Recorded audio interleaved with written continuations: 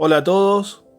Vamos a continuar con la clase de conjunto numérico de los números enteros.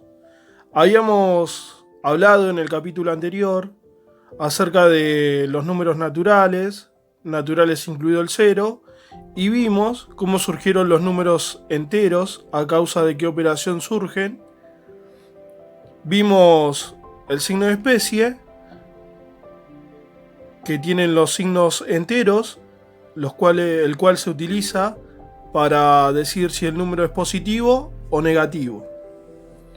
En la vida cotidiana tenemos muchos casos donde utilizamos los enteros. Uno de los ejemplos más claros que podemos tener es cuando utilizamos la SUBE, el elemento con el cual hoy viajamos, la tarjeta SUBE. Por ejemplo, si yo digo que la SUBE tengo 15 pesos, pero con este signo, lo que voy a tener es una deuda. Ahora, si en mi SUBE aparece 45 pesos, lo que voy a tener es algo a favor. ¿Sí? Deuda, dinero a favor. Y ustedes me van a decir, bueno, pero ¿por qué acá no pusiste signo? El tema es que cuando nosotros identificamos los números enteros de forma positiva, se pueden escribir tanto con el signo positivo como con el signo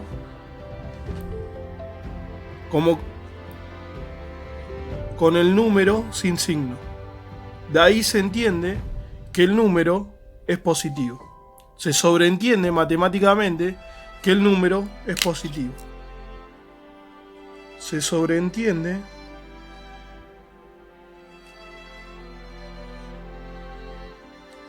la positividad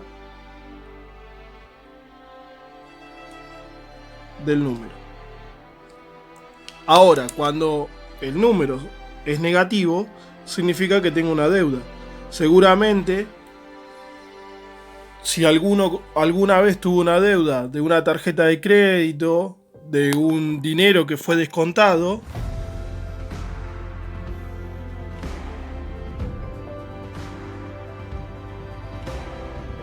o mismo en la SUBE, ¿sí? Cuando uno tiene una deuda, les habrá aparecido el signo negativo.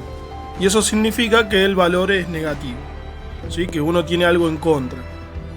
También puede pasar, ¿sí? Que cuando vemos las temperaturas que dan los meteorólogos en los programas de televisión, podemos observar que si dicen 15 grados bajo cero, lo interpretan de esta forma. Esto significa que la temperatura está por debajo de 0 grados. Y también habrán visto que las temperaturas en verano, ¿sí? Como puede ser 24 grados, esté de esta forma. Y la temperatura está por encima de 0 grados. ¿Sí? Nosotros manejamos una escala de medición que es la de Celsius. En los países anglosajones manejan otro tipo de escala que la Fahrenheit. Bueno, también seguramente habrá pasado, ¿sí? Que si una persona escala una montaña, ¿sí? Habrán escuchado hablar de 500 metros. O mismo cuando un equipo de fútbol viaja a jugar a una altura, habrán escuchado, ¿sí? Que hablan de una altura de 500 metros, por ejemplo. En cambio, cuando una persona, ¿sí? Como puede ser un submarino, como puede ser un buceador, ¿sí? Nada 50 metros bajo el nivel del mar, se describe de esa manera. Y esa línea que está ahí, se identifica como nivel del mar. Por encima hablamos de altura, por debajo hablamos de profundidad.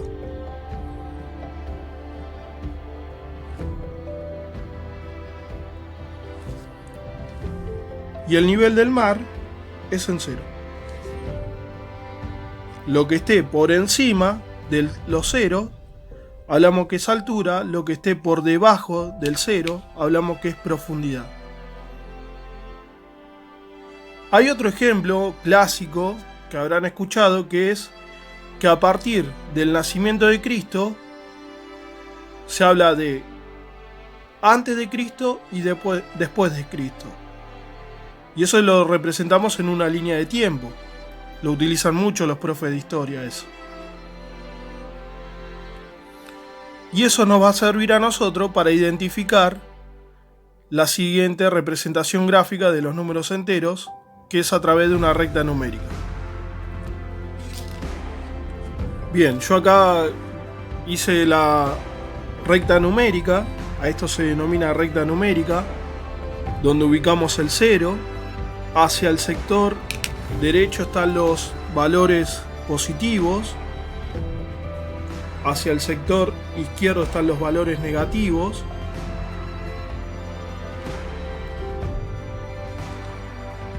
Sector derecho, valores positivos. Sector izquierdo, valores negativos. Y fíjense en que tenemos los 3 puntos, que indica que va hacia el más infinito, y del otro lado, hacia el lado izquierdo, tenemos los 3 puntos que indica hacia el menos infinito, ¿sí? Porque esto continúa tanto para un lado como para el otro, tanto para la izquierda, valores negativos, como a la derecha, valores positivos.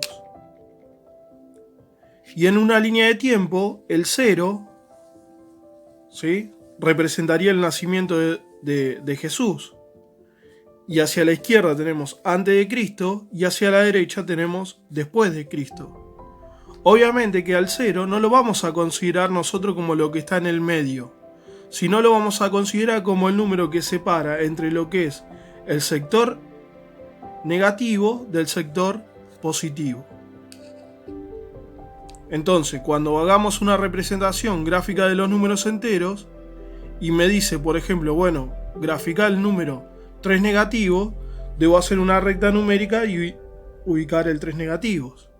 Y si me dicen ubicar el 4 positivo, hago la recta numérica y grafico el 4 positivo. Otra característica que presentan los números enteros es el concepto de módulo o valor absoluto.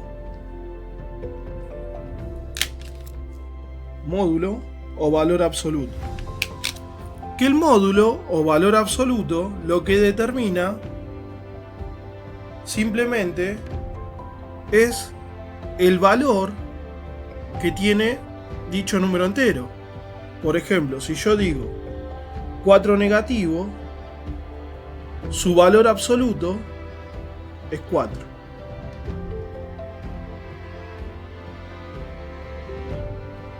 ¿Sí? Y la forma de representar el módulo o valor absoluto es la siguiente, que a eso se llama barra de módulo. Barra de módulo. Es así que por definición lo que decimos es que el módulo lo que hace es transformar cualquier número que sea negativo en uno positivo, como es este ejemplo.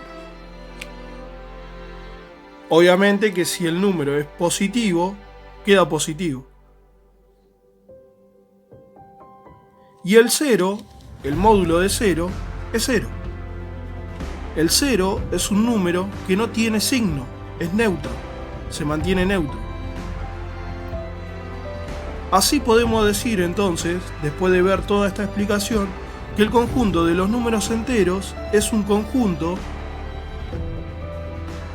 que incluye a los números negativos, los números positivos, el 0, que no tiene primer elemento, no hay un lugar donde empieza el conjunto de los números enteros, pues va hacia el menos infinito y va hacia el más infinito. Y decir infinito significa que no tiene fin, es decir, no hay un último elemento. Y además, otra característica que presentan es que la distancia que hay entre un número entero y otro número siempre es de una unidad. Esas son las características que hay que tener de los números enteros. Y eso, los ejemplos que yo di acerca de los números enteros. Otra cosa que se puede hacer en números enteros es la comparación. Comparación de números enteros. Por ejemplo, si yo quiero decir que un número entero es más grande o es mayor que otro número entero. Si yo quiero comparar 4 negativo con 3 positivo, la forma de comparar va a ser a través del signo de las desigualdades menor y mayor. A esos signos se los llaman desigualdades. Y me dicen si el número es mayor o el número es menor. El número es menor si el pico está cerrado. Se lee como menor. Y se lee como mayor si el pico está del lado del pico abierto. Si yo quiero comparar 4 negativo y 3 positivo, 4 negativo es más chico que 3 positivo. A pesar de que para nosotros 4 sea un número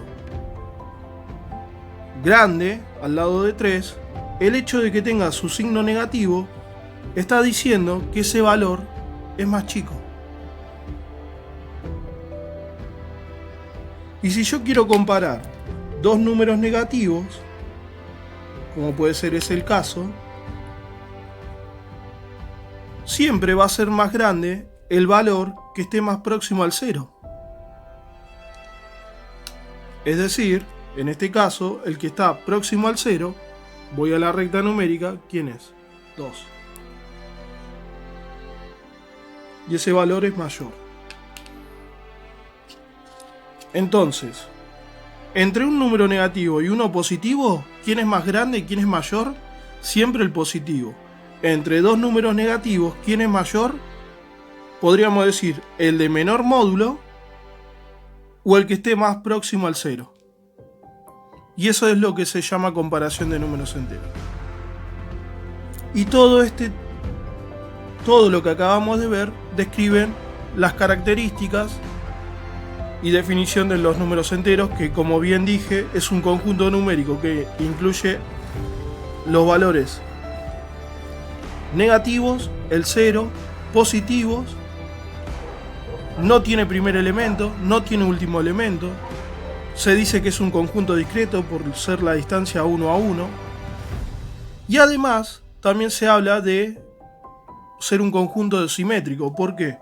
Porque si esto lo vemos como un espejo, ¿sí?, damos vuelta a la recta, se da como una especie de espejo, ¿sí?